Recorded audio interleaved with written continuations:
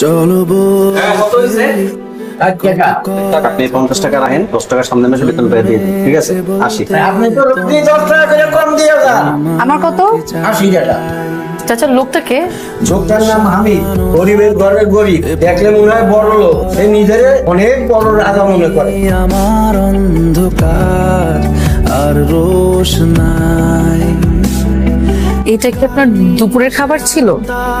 হ্যাঁ ছিল, সমস্যা নেই। হ্যাঁ, আপনি আজকে দুপুরের খাবারটা আমার সাথে খান। ঠিক আছে, খাওয়া যায়। আপনাকে একটু ভাত দিব? না, আপনার নাম্বারটা সরি পেতে পারি?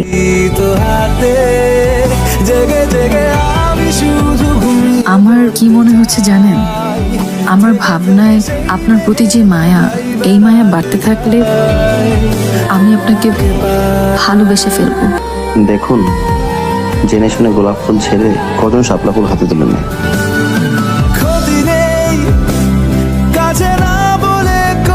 রূপা, তুমি সম্ভবত তোমার পরিবারকে অবজ্ঞা করছো। আচ্ছা, তোর কি মনে হয় তুই স্বাভাবিক আছিস? রাত বেরাতে পথের ছেলেদের সাথে ঘোরাঘুরি, এগুলো কি রূপা? এই ছেলে আজ আছে, দুদিন পর থাকবে না। এসব পথের ছেলেকে না খুব ভালো করে চেনা আছে। দেখা দেখি হলে বড় ভালো হয়। আরে রূপা, আপনি?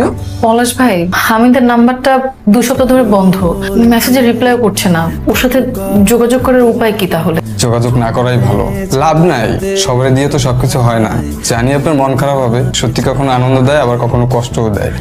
জলসানো রাতের আজ আমার বিয়েটা ফাইনালি করেই ফেলছি। নিজেকে গুরুত্ব দিয়ে তো ঠকেছি। নাই কারনিশে আলতা মাখানো। আপনি কোথায় চলে গিয়েছিলেন?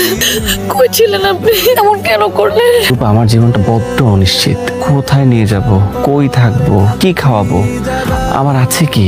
রাস্তায় থাকবো, আর ওই হোটেলের ভাত ভর্তা ভাজি খাবো আপনার সাথে। জেগে জেগে আমি শুধু ঘুমিয়ে পড়তে চাই।